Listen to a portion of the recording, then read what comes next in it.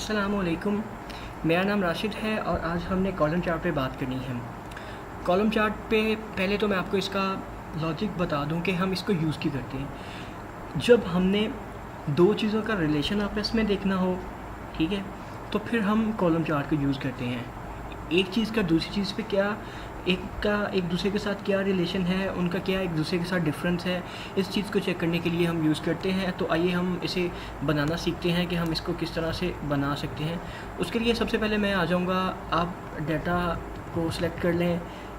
Data की heading होनी चाहिए। इंसर्ट में आऊँगा, यहाँ से मैं कॉलम चार्ट में आ जाऊँगा, यहाँ से मैं इसको क्लिक कर दूँगा। ठीक है जी, 2D वाला मैंने यहाँ से सिलेक्ट कर लिया है।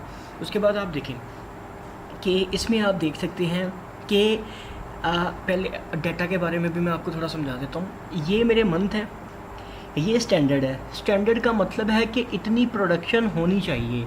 एक्चुअल का मतलब है इतनी हुई है। ये स्टैंडर्ड है, ये एक्चुअल है। इतना ही मैं चाहता था, इतनी प्रोडक्शन हुई है। ठीक है, जनवरी में आ जाते हैं। यहाँ पे देखें, यहाँ पे उसने बताया है कि लीजेंड के अंदर स्टैंडर्ड का जो कलर है वो ब्लू है और एक्चुअल का कलर ये वाला है। ये कलर का पता नहीं क्या नाम है, जो भी है। अच्छा, अब जैन में देखें, जैन के अंदर ये जो आपको लाइन नज़र आ रही है, ये हमारा स्टैंडर्ड है और ये एक्चुअल है। इसी तरह यहाँ पे ये स्टैंडर्ड है, ये एक्चुअल है। तो अब आप देख लें कि ये जो है कॉलम चार्ट, इसने दो चीज़ों का जो है वो रिलेशन आपको दिखा दिया है।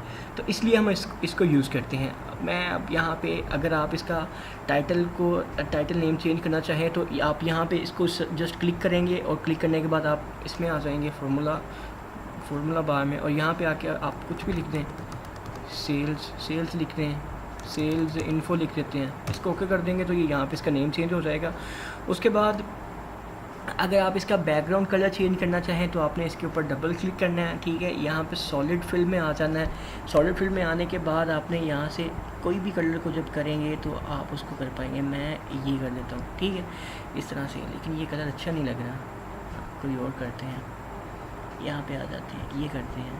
हाँ, ये सही है।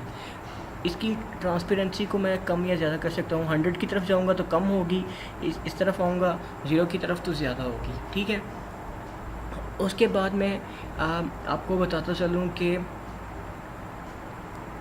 इसमें यहाँ पे जो आपको टूल्स नज़र आ रहे हैं, ठीक है, ये फ़िल्टर, ये वाला और ये वाला, ठीक है, ये फॉर्मेटिंग का है। और इसके अंदर एलिमेंट्स हैं, चार्ट्स एलिमेंट की क्या क्या चीज़ें इसके अंदर हम यूज़ कर सकते हैं। ये चीज़ें जो आपको नज़र आ रही हैं, और जो चीज़ें आपको यहाँ पे, ये जब आप इसके ऊपर डबल क्लिक करते हैं और यहाँ पे फॉर्मेट का एक टैब ओपन होता है, इसमें जितना कुछ है और जितना कुछ चार्ट टूल्स के अंदर जितना कुछ है, ठीक है, इसके ऊपर मेरा अलहदा से ट्यूटोरियल मौजूद है, ट्यूटोरियल नंबर 11। सारी फॉर्मेटिंग, अगर आप इसमें किसी किस्म की भी कोई फॉर्मेटिंग करना चाहते हैं तो उसके लिए आपको ट्यूटोरियल नंबर 11 देखना पड़ेगा। वो उसके अंदर सारी फॉर्मेटिंग के हवाले से मैंने बताया हुआ है।